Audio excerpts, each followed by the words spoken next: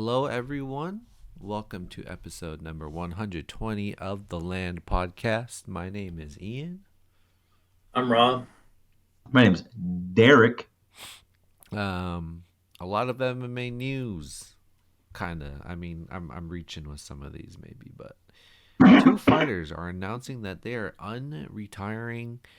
Um, we got Jorge Gamebred Masvidal and Kevin Lee, Keith Lee's brother. Uh, Thoughts on just like unretiring overall as an MMA fighter for you guys? Um, Like Henry I Cejudo. Well, we can also use Cejudo as an example. I think guys in Cejudo's position it's a little bit different. I think when even though I kind of had a problem with it, and I still do have a problem with it, him like retiring on top, I prefer it over guys like Kevin Lee, guys like Jorge. Um, Jorge, I think still retired at like the right time, Uh-huh. and I don't think he should come out of retirement. I think he's doing good with his like promotion and shit like that. Um, I think the last like 5 years of his career are going to be like the best years that he's going to get out of it. I don't think him coming back is going to do anything for him.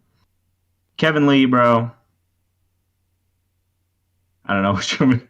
Kevin Lee's a whole different animal because like still young, still very young. Doesn't have like a ton of fights like Jorge does. A lot of injuries, a lot of knee injuries. Um, with a guy like that, I'd almost rather it sucks, but when you come to the realization that you're not going to be a world champion or like your heart's not in it anymore, then yeah, retire. You're getting injured. You're putting your body through hell every single training camp. Um, Probably better for you to retire, and I hope he stays retired. I hope both those guys. But yeah, that's how I feel about those unretirements. Mm-hmm. Yeah, with the whole unretired thing, it's to me it's kind of getting old, but really it depends on the circumstance, like how your career ended when you first did it. Like King was saying with Cejudo, it's different because he was a champion, he was the best to ever do it. Um, as opposed to Kevin Lee, like you're not expecting anything good from Kevin Lee coming back. As for Cejudo, he shows up every fight. He's just falling short. Um, I think it's happening too often. I think it's dangerous. I mean, I was just thinking about like Cejudo, like what do you do with him next? But like you got to give Cejudo someone like Dom and just do that rematch. That's the Mm-hmm. best thing Cejudo can do. But as for Jorge, man, it's too much of a big name, dude. You're gonna get worked. Yeah, yeah, that's true too. Yeah, I feel like in Masvidal and Kevin Lee's circumstances, it kind of just feels like they watched like a highlight reel of themselves and they were like, "Damn, that looked dope. Like I'm inspired. Let's get back into it." But with Cejudo, he had other reasons. I believe one of the reasons was he was about to have a kid and he wanted to spend time with his kid. Um, so it's understandable. It just sucks that like um, he had to retire to do that because I think it was 100% the not the right move to make. Um, and yes, he did retire on top, but kind of like Habib's circumstance too, where he could have had two, three more really good fights, and then he can call it quits, like officially. But yeah, man, no one's excited about seeing. I'm not excited about seeing a near 50-year-old Masvidal or Kevin Lee coming back in just to get knocked out by some up and comer. Doesn't make sense to Oh me. yeah, the UFC licking their chops, Yeah, bro. oh yeah, for sure. If Jorge Masvidal comes back, the fight to make is Jorge Masvidal versus Ian Gary. That's an easy highlight win for Ian Gary. Mm-hmm. Go straight to a title shot. You know what I mean? You could just Yeah, they're hoping Masvidal. yeah. I mean, if I was the UFC, I'd be hoping Masvidal comes back. Shit, I think it's the worst with Kevin Lee because he's bouncing around organizations like crazy. that Yeah. is the worst. I hate seeing that more than anything. When a guy retires in like the best organization in the world, it's a different animal than you're fighting in the Habib's organization. You're fighting in all over the place. Mm-hmm. That shit is sad, especially when you were a top 10 dude in the UFC. Right. That should have said. Yeah, he was like top 5 when he fought Oliveira, right? I'm pretty sure Uh, like the winner of yeah, that match was. Oliveira or Ferguson. They're in one of those Yeah, years. He was top 5. But I remember, yeah. yeah, Kevin Lee was a stud. Did you guys watch PFL versus Bellator Just highlight. I watched highlights? highlights. Yeah. Biggest news that we're gonna grab out of that one is that John Jones was there, and That boy. yeah, a little chubby dude. That boy is not Bones. That boy got to change his nickname. Big bone. Big. Big Bone. um, are we still excited about a John Jones versus Francis Ngannou fight? Hey, no, and I big that. I don't know what you're talking about. This still, I wasn't excited about it 6 months ago. As soon as the injury happened, I stopped being. I was barely excited about it before the injury. When the injury happened, I'm not excited about it. I don't want to see it. Mm. I'm not gonna lie, I don't want to see it. Yeah, I mean, it's fun to have like John Jones and Francis in the same room, bro. But honestly, if I'm Francis, one Anthony Joshua is a scary fight, and then the PFL champ, bro. That's a big dude, bro. That's a big, scary dude. I get it. Ryan Bader is old. He's like in his 40s, bro. I don't know what another guy that should retire. But that's a scary fight for Francis, low key. I don't think that's a guy. If he does, if they do fight, because he's supposed to fight the champ whenever he gets done fighting Joshua. I think for me, just looking at that guy, that's the first time in Francis's career where I feel like he can't just wing shots and knock a guy out. Because I think I can't remember his name, Bruno Fajeda, something like that, something similar to that. I think he carries that same kind of power. So we'll see, man. I think we should stop talking about Bones and Ngannou. Yeah. To me, it's like the same feel when we could have made Fedor and Brock Lesnar happen. Remember that? Like that, the talk. It's like yeah. the talk was over, and it's like we're not going to see it again. Like we got to let that shit go. Yeah. Right. As for the PFL champ, yeah, like Bader was way undersized. Yeah. No way he was winning that fight. It's a good fight for Francis. And yeah, we'll talk about Francis's match.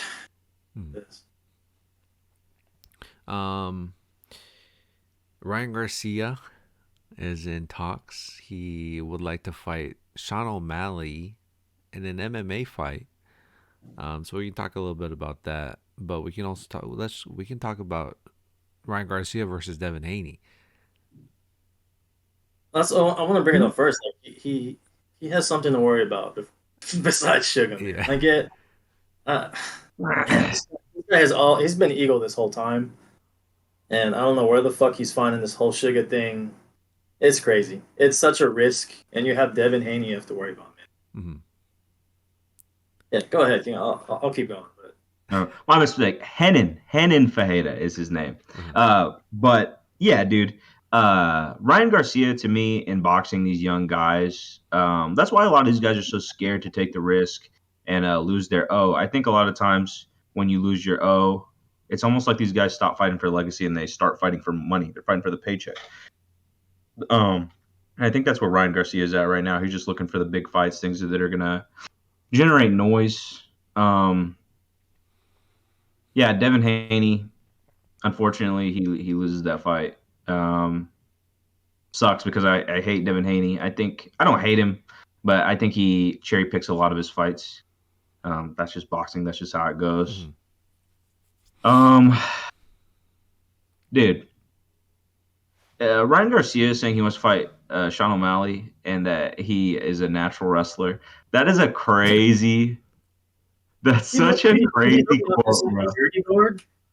That's a crazy quote. Say that again. He said, "I took my security guard down." Oh. That's like you're wrestling it. It's like you're taking down your homies in the backyard, and you get a couple takedowns. You're like, "Oh, bro, I'm a natural wrestler, brother. I'm a natural wrestler." That's crazy. Like, imagine like a guy off the street coming up to Ryan Garcia. Oh, I could take Ryan Garcia. You know, I boxed a little bit when I was younger. I'm kind of a natural boxer. That's the exact same thing, bro. Like, Aljo couldn't hold O'Malley down. There's no shot. There's no shot. You know what I mean? And I don't know, man. Plus, kicks are a whole different animal. Mm-hmm. It's not even close. There's a reason why these other combat sports athletes do not come to MMA. I mean, it's just such a big difference. And honestly, I don't think we'll see it for a while. Mm-hmm. So Yeah, the call out is crazy, especially when he has a match coming up. And it's crazy for him to bring it up on Ariel's show when he hasn't even started training. He's just talking at this point. Like it's different if you've been training. If we've seen like footage of you at gyms. Unfortunately, like Sneako's an example. Like if we saw like more footage like that, Mm-hmm. you know, it'd be different. But he's on Ariel just talking his talk. He's like hyping himself up when he really has a big fight in front of him. And like King said, kicks are different, bro. A spinning back kick to your body, you're not gonna get a 10 count after that. You're not. Yeah. It's over. You're gonna go down, and yeah, you're gonna get choked out, or you're gonna get finished. Man. It's like it's such a risk because man, he's a good boxer. Like he's fast, dude. Like Mm-hmm. you're getting good money there. Like stop this, bro. Stay away from it. It's not a good look. Just don't do it. what I would like to see, I think the opportunity is there. One thing that I think what somebody is going to generate a lot of hype. Maybe not now, maybe not 5 years from now, maybe not 10 years from now. But same thing with Brock Lesnar. Brock Lesnar, a legit wrestler, put in the time, put in the work in other aspects of mixed martial arts and became a world champion in a very short amount of time, given that was a different era. Now kids are fighting from the time they're they can throw punches. Yeah. 5 years old, they're fighting like organizations and amateur organizations and stuff like that. If a guy like Ryan Garcia, say right now, his stock is kind of declining a little bit, took some time off, actually worked on his grappling, and then came over to MMA, got a couple fights in some smaller organizations, and then came to the UFC. That's like legit, bro. That's legitimate. But guys don't want to put that work in. Yeah. The thing is, too, like he's young too. The Yeah. opportunity's there, but like, dude, you got to take the right steps. You can't just jump in. Like, Mm-hmm. Right. One more thing too, bro. Just talking about O'Malley and Garcia and all this, and especially I think with Ilya winning the belt, I feel like we are in the iPad kid generation of champions. Like the dudes that just want clicks and views and Yeah. likes. Nobody cares about clearing out the division. I know I sound like an old head, bro. Nobody cares about clearing out the division anymore. Everybody just wants money. Everybody just wants to be Connor. You know what I mean? That's all people care about anymore. That's all fighters care about anymore. When really diehard fans, bro, there's a billion fights at bantamweight, a billion fights at featherweight. Stop talking to these boxers. You both just became champions very recently. Yeah. Maybe clear out your divisions first, bro. You know what I mean? Like, I don't know. They want to see these fucking iPad kids watch their fights. They want the clicks. They want the Jake Paul views. Just sucks. That I agree with that. I'm just not a fan. I'm not a fan of double champs either. Especially when you haven't cleared out a division. With Volk going up to fight Islam, it made sense. He destroyed the best of the best. But when you're automatically getting the belt and you call out someone like Conor McGregor, or you're calling out someone like Ryan Garcia or Devin Haney or Gervonta Davis, it's just like, why? Like, cement your legacy here in the UFC first and then go to boxing or do something else, All right. All right, let's talk about Moreno versus Royval 2. Our reactions to some of these fights. For example, the co-main event, Brian Ortega gets the submission finish in the third round. First off, shout out to Dana for making this a 5-round fight. I didn't know that. That was dope. But what do you guys think about Ortega and Rodriguez's performance? 2024, the MMA gods are playing tricks on me, bro. It's like whoever I'm 100% convinced this person is gonna win. It's gonna be, you know what I mean? And the psych, bro. I mean, the first round is exactly how we thought the fight was gonna go. Yair landed clean shots, but Brian Ortega has shown before, bro, he is hard to put away, dog. Yeah. Volk had trouble, Max had trouble, and they literally threw the kitchen sink at him. Couldn't really put him away. I'll get that boy is tough. Low key might be top 5 toughest dudes in the UFC. He's taking some crazy ass whoopings to come back and make the fight close. Especially in this case, bro. I had a big issue with Yair, especially in the second round. Going close guard on Brian Ortega after you had just beat him up in the first round. Why are we going close guard? That allowed him to land that elbow up against the cage, bro. Mhm. And like still go, he's just looking for submissions. It just doesn't make sense to me. Like one of the best jiu-jitsu practitioners in your division, and you're trying to get a submission off your back. Like I get maybe like peppering in some elbows from the bottom and then working your way up. But time and time again, especially modern MMA is moving away from submissions off your back. It was tight in like late 2000s, early 2010s, but everybody's so skilled now that you just got to stand up. You got to stand up, brother. Unless you're like a Brian Ortega, you just got to stand up. Mhm. You know what I mean? Sucks for Yair. That sucks in front of that Mexico crowd. They were so hyped to see him perform, man. Like I said, he had a good first round, but this does get me excited for Brian Ortega. Yeah. It does open up some doors, I think. But I don't know who's next for the kid. Who do we got here? I mean, he's like already like 3, right? Yeah. Max, Volk, Mobsar. Max, that's a scary fight already. Volk, I don't want to see that again. Movsar. Yeah. I like Movsar. I think one more fight, if he could beat Brian Ortega, he can have Ilya. I like that. Yeah, you look good in that first round. Catching Ortega, but Ortega, man, man, these past 2 events have just brought me back and just made me rethink. Like, it's not like that anymore, man. Yeah, right. You really can't predict it. That's what makes this sport so great. And man, Ortega just kept coming. It's funny because Pantoja's in the crowd because he was just like Pantoja in that fight. Yeah. Take some licks just to get in there. And I will say, dude, this whole event, that elevation was kicking everyone's ass, bro. It was crazy, but it was nuts to see Yair gas out like that because he's so used to that elevation. He's always training over there. Uh-huh. So hats off to Brian Ortega. I like the Mofsar fight, and honestly, to see Yair tired, it says a lot on how much Henner and Tiki were pushing Brian. How much they were drilling him with the grappling. Like, dude, he stayed so calm and like, yes, Yair kind of panicked. He did go in the close guard, so. It's excited to see. I'm excited for Brian. I did count him out. I've been counting people out, dude, and I love it. I love it. They proved me wrong, and I hope Brian stays active, dude. Mobstar's the fight. Mm-hmm. Dude, I was just about to say one thing that was crazy. We didn't even really talk about it like a month. Bro, I thought he legit a serious injury Oh my God. when he jumped up in the cage and landed funny. I was like, no way he just did that. I was like, my first thought was he's setting himself up for an excuse if he loses this fight. Obviously, that's not what professional fighters do. Mm-hmm. You know what I mean? But that is like a huge. When I seen that, I was like, oh my God, bro. That's like this crazy. guy cannot stay healthy. He just hurt himself warming up seconds before he's about to fight. Yeah, that was crazy. I didn't. Real quick, I want to say that Dominic Cruz said that Brian Ortega's boxing is slept on.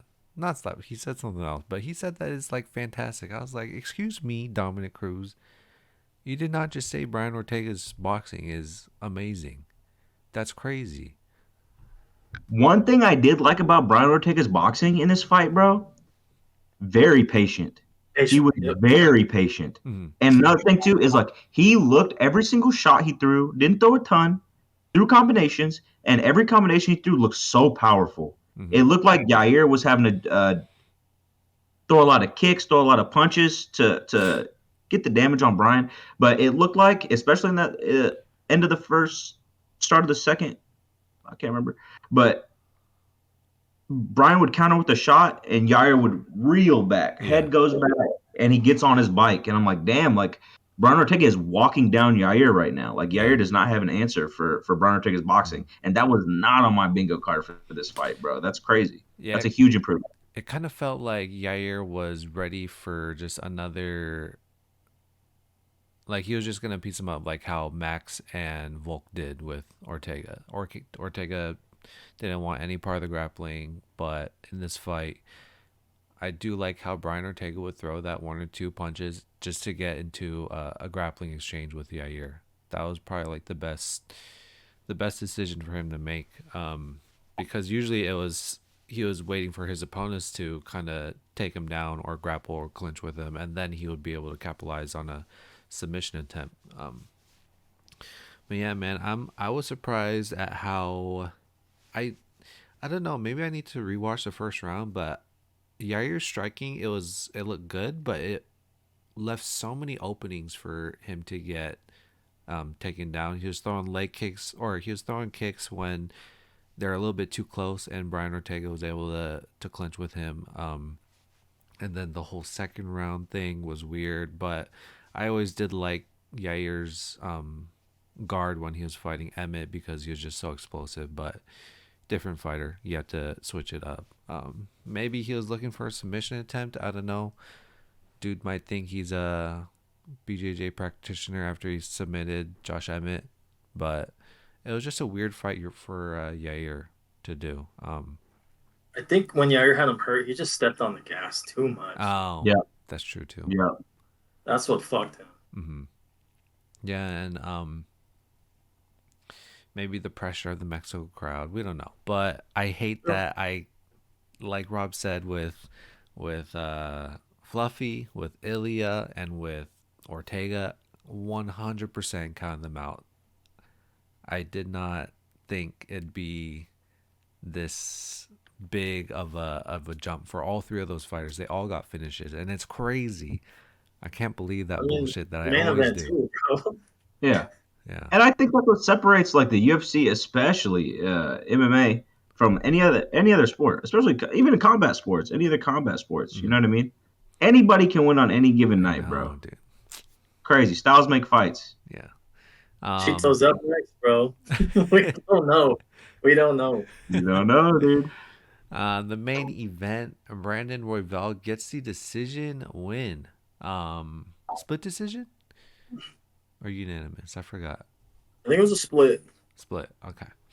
The Against judging Brandon was Moreno. fucked that night. Jesus. Yeah, judging was fucked that night. I'll say this, man.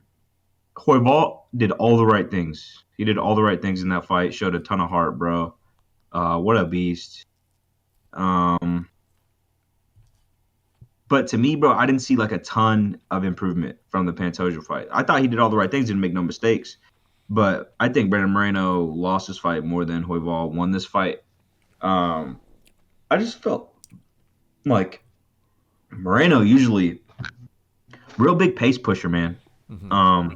Normally moves forward a lot of the time, uses angles a lot of the time, uses has a beautiful jab, and we just seen a lot of lateral movement, so much lateral movement, so much disengaging, and then he would re-engage with like a big punch, overhand right, something like that, and then disengage again. Did not look like himself at all. Mm-hmm.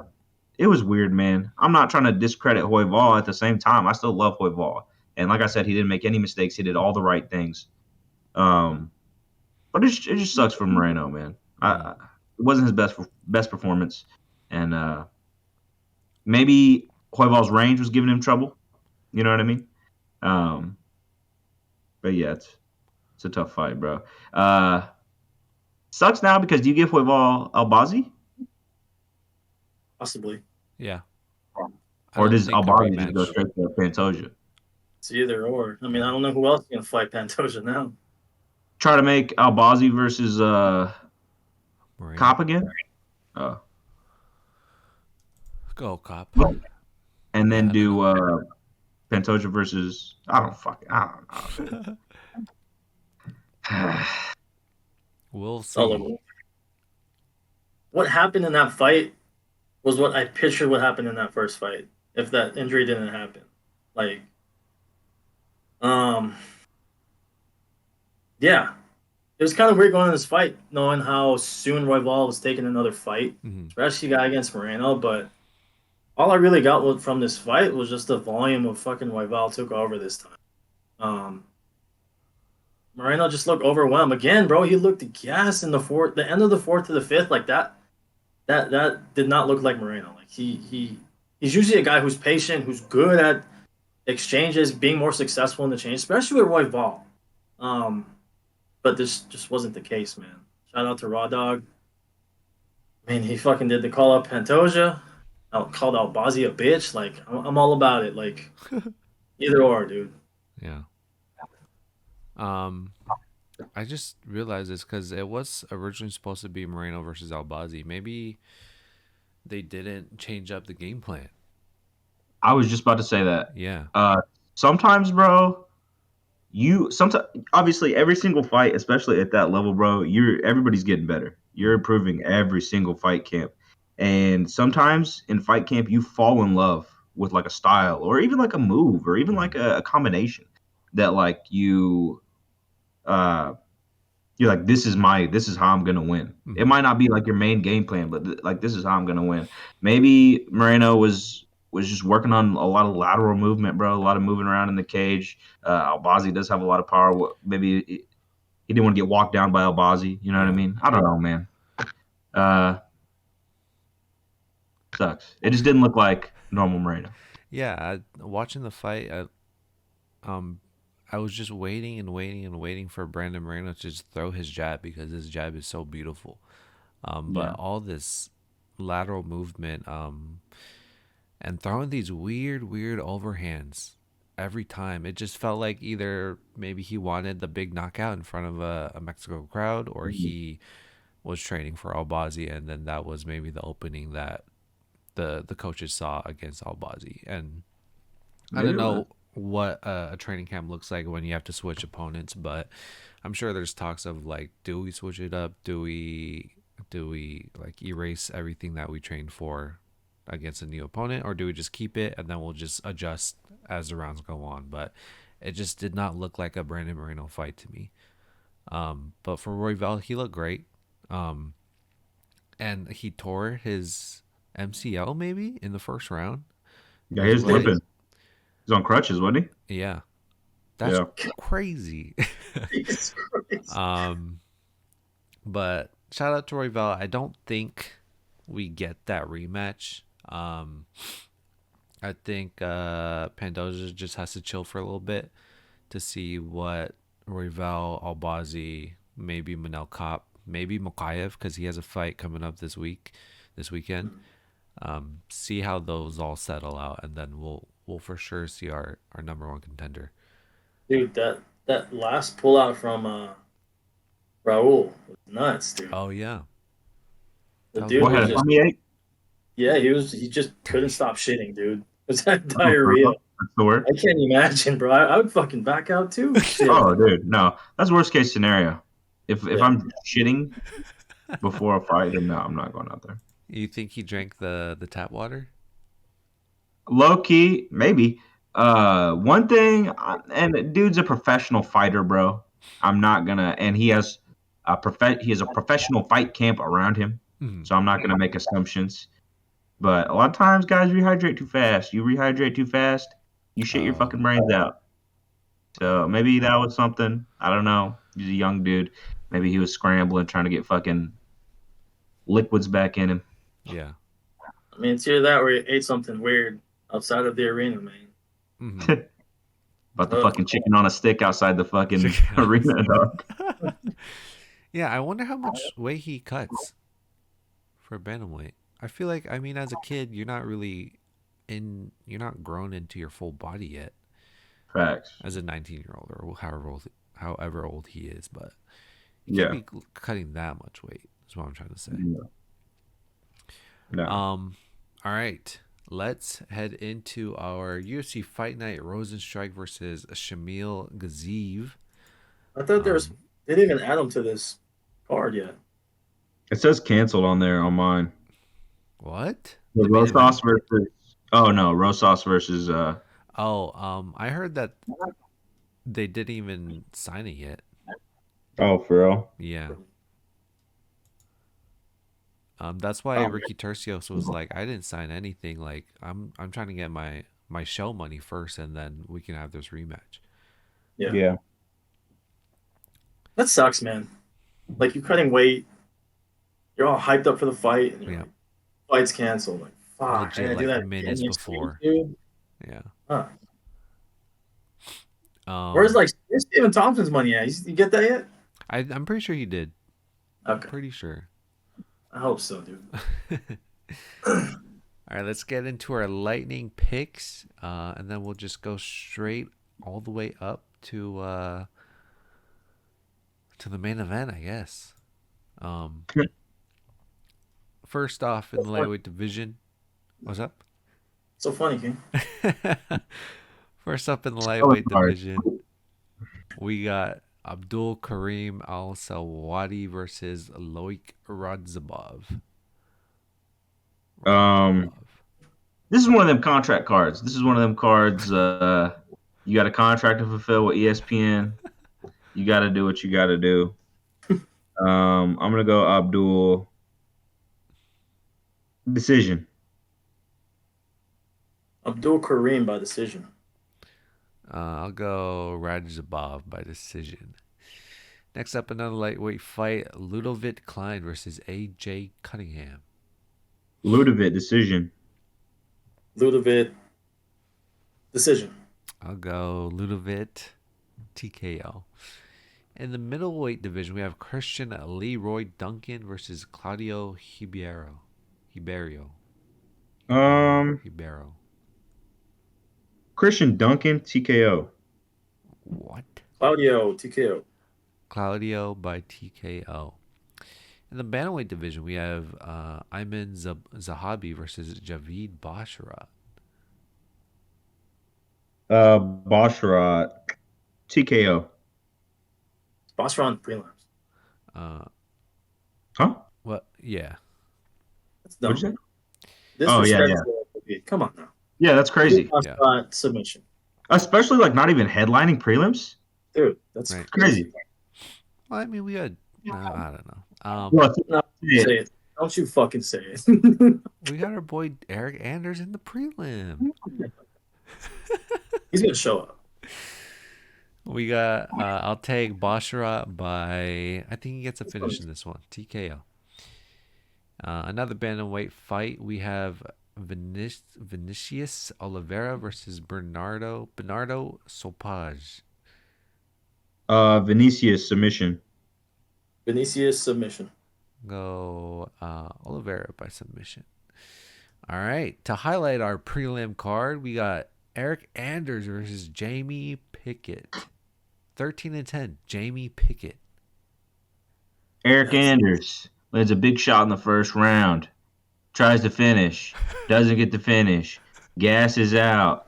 The next 2.5 rounds, they lay on top of each other or throw huge punches from 50 feet away. In the last 2 minutes of the last round, Eric Anders gasses out and gets KO'd by Jamie Pickett. oh my god. Oh my Eric Anders first round TKO. God damn. Yeah, I'm gonna go Eric Anders by decision. I'll say this, bro. I'm tired. I pick Eric Anders often, and I'm just sick and tired Yeah, we of do picking pick Eric him. Anders, bro. It's I'm true. sick and tired. Yeah. All right, to start the main card, we have a flyweight bout. Let's go. Let's We got go. Matt Schnell versus Steve Ursig.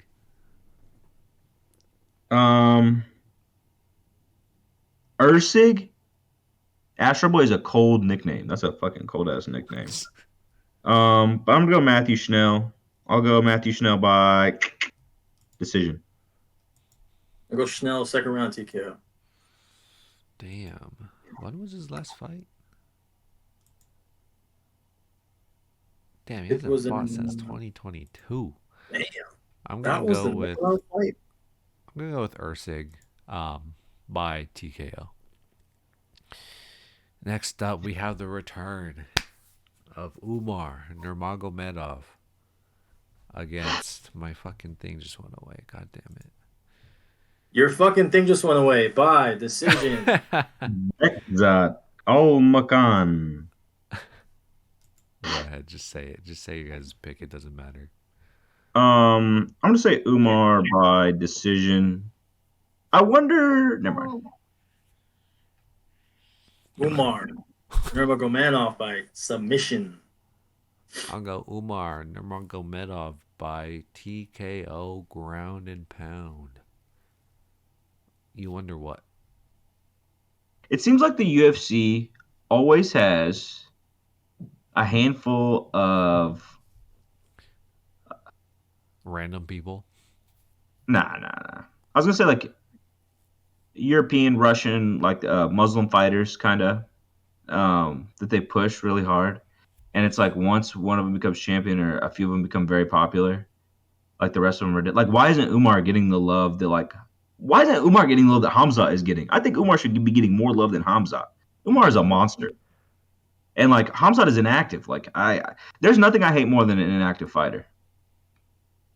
But whatever. Well, maybe Especially not. an active on Twitter, inactive fighter. You active on Twitter, but you inactive in the cage. It's called X now. Whatever. X. Fuck you, Elon. Well, maybe it's no one wants to fight Umar. Corey Sandhagen was supposed to fight Umar, but he got injured. Or someone got injured. I'll take him. Yeah, see, Rob will fight him. Tough. Just give me Nate Diaz on to train me. How long to make 135 pounds, Rob? 2 years. Dude, we gotta talk about Poetana and Polyana Viana, dude. They're sparring and grappling a little bit too much there. All right, Getting away with this. we got another flyweight bout. I'm excited for these two fights. We got Alex Perez versus Muhammad Mokaev. Listen.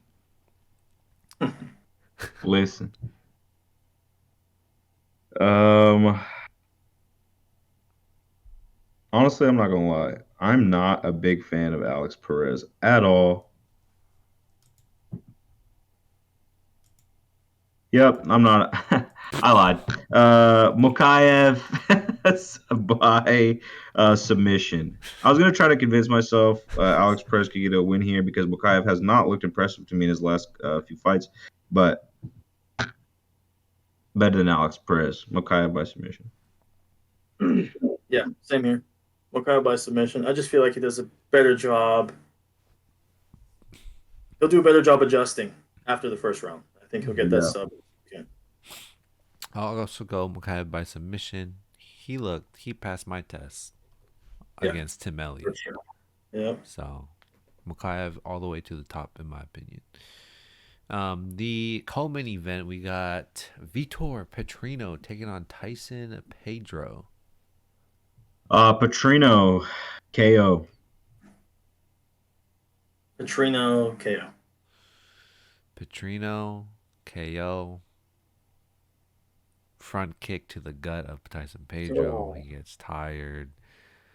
First round, Tyson Pedro gets tired, and then second round, he just doesn't throw anything. Man, Pedro looks so cool with his brother's boonie hat when he walks out, man. Just badass. All right. Our main event of the evening, we have a couple of heavyweight boys. We have number 12 ranked Jairzinho Rozenstruik versus Shamil Gaziev. Rob, who do you pick first? You want me to go first? Yeah, I only first. said you because I thought you like walked out of your room. It would have been No. funny. You want to go first, King? Gaziev or the third Dawkins brother, man. I don't know. Third Dawkins brother. I think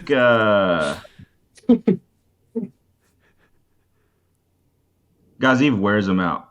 I think he wears him out. I think the first round there's going to be a lot of takedown attempts. Maybe the first two, he can't get Rozenstruik to the ground, hold him there. I think the third or fourth one, He's pretty comfortable. Wears him on the first round, a lot of ground and pound.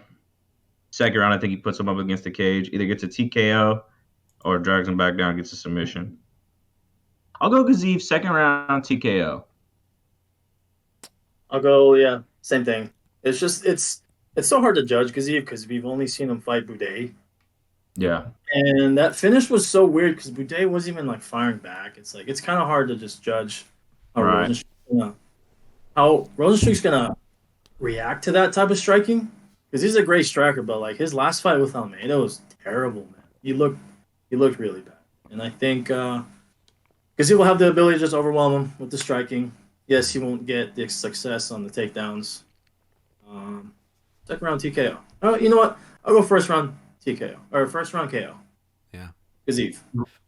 Rosen has a problem a lot of high level strikers have, bro. Or not even a lot of high level.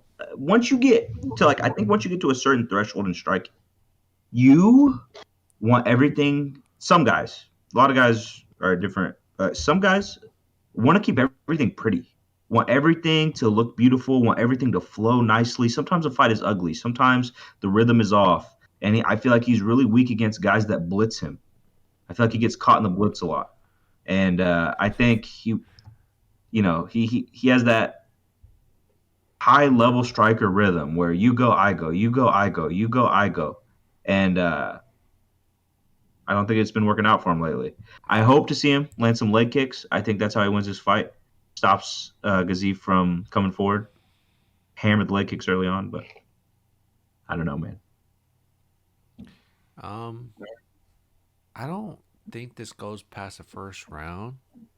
A lot of these two dudes have like 90% finish rate in the first round. And I think it just truly depends on who lands the first shot the hardest. Will just get knocked the fuck out. Because Rozenstruik, we've seen him before. He has fantastic finishing power, but having this be Gaziev's second fight in the UFC, but looking at his like regional scene fights, it's all TKOs, it's all knockouts in the first round. So, I'm trying my best not to count out Rozenstruik 100% like I did with my past few predictions, but I'm gonna go with Gaziev by knockout. I like how King said that he likes to keep things pretty, and he just doesn't adjust to a blitz opponent. Someone like Gaziev, someone like Ngannou, you know what I mean? So I'm gonna go Gaziev by knockout in the first round. And it's Apex, dude. Apex cage, I hate it. They gotta make it the same size as a regular fucking cage. I don't get it. But It's been like 2 years of him saying that, bro. What do you guys think about that? You think we should be done with Apex No, events? No? I seen because they have so somebody. much. What's up? I just seen it like a big topic of discussion on Instagram the other day. Somebody posted like, should we be done with Apex events? I think it saves the UFC a lot of money, so I don't think the Apex is going anywhere. Mm-hmm. But at least, like you said, make the cage larger. Same size. You know, yeah, You know how like the palms looked on like the finales back in the day? yeah. There's like a wall that you could just take down. And it's the same size, bro. Oh, that'd be tight. Yeah. And like they have so much land. Like when I was working there, like people always tell me like they have this. They have like so much land. They're gonna put a hotel here. It's like keep the Apex, just expand it, dude. You can save so much money and like make more money on it. Yeah. Yeah, that'd be tight. Yeah, and actually And just sell tickets. Mm-hmm. I mean, It's not just exclusive. Like, yeah. of course, still you're gonna have celebrities pulling up, but it's like, Yeah. keep the Apex, man. It's what got us through COVID. You know what I'm saying? Exactly. Good memories, dude. Never mind. Yeah, that's Real quick, what's your favorite Apex memory? favorite My Apex. favorite. I have one that immediately came to mind. Mine was when I was working. I got to see Jose Aldo come out and fight for the last time. Oh damn. That's tight. It was a fucking honor, dude. Mine was fucking Ngannou, bro. Ngannou, that's my favorite Apex memory. What a brutal knockout. Anytime Ngannou fought in the Apex, it was must see TV. Must see. It was so quiet. My memory is only because I watched it last night, but Poirier versus Hooker. Oh, That I fight was just watched that fight crazy. too, bro. Yeah. That's so crazy, bro. That fight wasn't that. It's so crazy to think about, but like that was a one. I knew that was a banger of a fight, but it's way better when I rewatched it. It's so much better. And two, like people forget how. I mean, Dan Hooker, he's had a couple rough fights since Yeah. then, bro.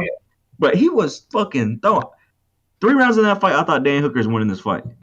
Yeah. I thought he was about to beat Poirier, bro. Yeah. But Bro, Dude, Poirier took some licks, bro, in that fight. Oh my yeah. god. At the end man, of that second round, when Hooker just hit him with like 4 or 5 hook combination, Yeah. oh my god! that is bro. And you hear Ah, every single punch. That's my Every favorite thing. so quiet, bro. Yeah. Oh my god. Yeah. Yeah, That's man. the listen to Bisping fight, bro. Yeah, Right. exactly. All right. That wraps up our UFC Fight Night predictions. Do you guys have anything else you guys want to talk about on this podcast?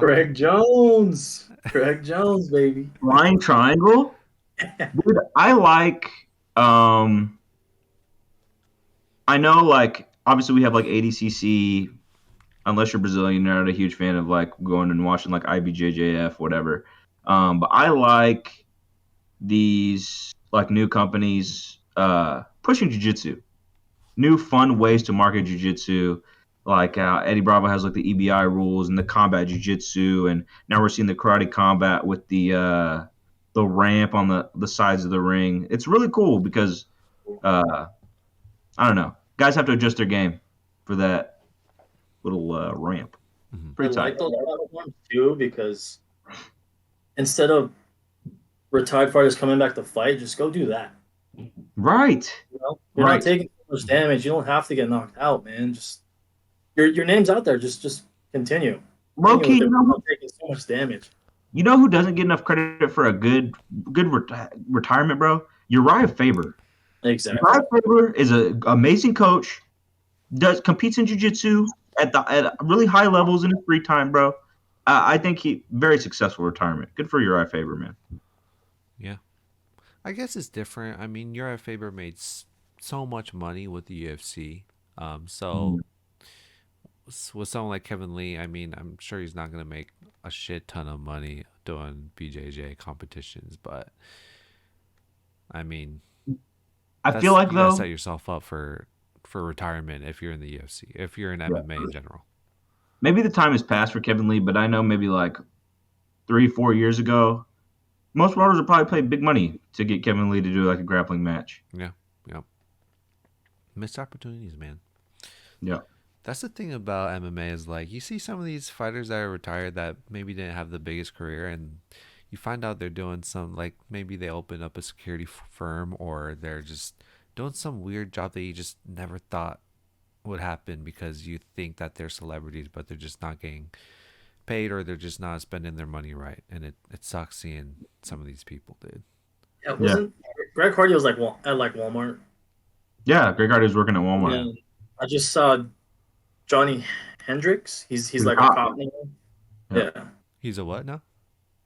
He's a police officer. Oh yeah, World, that's crazy, ain't it? World champion. yeah. World That's crazy, champion man. Johnny Hendricks. It's weird, man. I kind of and Pantoja, Uber driving Dude, before his UFC Was it- event. Jeff Neal is a waiter at Texas Roadhouse. Yeah, something no like way. that. Yeah. Yeah. Damn, I'm hungry, bro. I'd be sick. Imagine you Jeff, you pull up at Texas Roadhouse and Jeff Neal drops off your basket of honey butter and rolls, dog. Oh yeah, dude. Fucking Jeff. Did you see the weights? The fighter weights, Rob, for UFC 298. What happened? So they just released all the Rehydrated weights. the rehydrated Night of weights that they fight. fought at. Jeff Neal gained 30 pounds. He Weighed fought, 200 pounds on fight night. and Ian What Gary the f- only gained 10 pounds. 180. That's Crazy. crazy. So yeah, man, Jeff Neal's fucking swallowing I those can't rolls. even comprehend I can't even comprehend how. One, he has to have a great team, great strategy for cutting weight, And two, like, I don't understand how you put that much back into your body. Mhm. I don't know. Crazy. He looked healthy on the scale too. He Yeah, did. yeah, he looked really Um, good. it's nuts. Like everyone's different. Like what stands out to me the most is that picture of Dude Bronx on the ground while everyone's praying. Like Mhm. everyone's different, man. Yeah, It's nuts. 30 pounds? Wow. 30 fucking pounds. Yeah, it is cool seeing the evolution of weight cutting now too.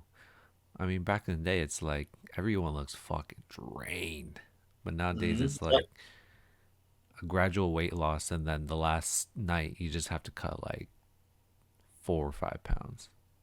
Yeah. Like another one 4 or is like 5 last night.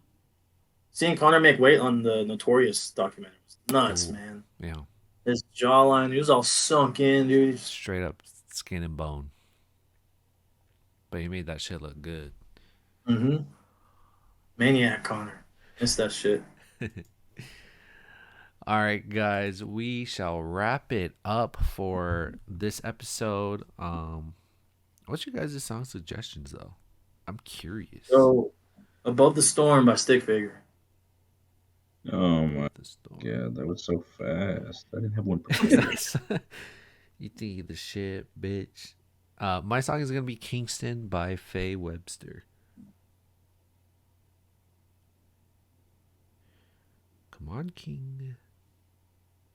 What I say? What I say last week? Let me see. Shut Up My Mom's Calling by. My mom's calling. By my mom is You calling. said X-wing. what did you say Yep. last week, Rob? Me? Yeah, Damn, I forgot. you said X-wing, King. King said X Wing by Denzel. I know what I want. I know what I want to put here. Let's go. I have to check. Talk to me. Run the jewels. Talk to me. Tell me your name. Is that the song? Is that the fucking song? All right, guys. We will wrap today's episode up. I said that. Next week we'll talk about our reactions to Gaziev versus Rozenstruik, as well as give our predictions for UFC 299. Sean O'Malley versus Chito Vera. We'll see. We'll see. Thank y'all for watching. Thank you guys for supporting. We will see y'all next week. Peace out. Peace. Later.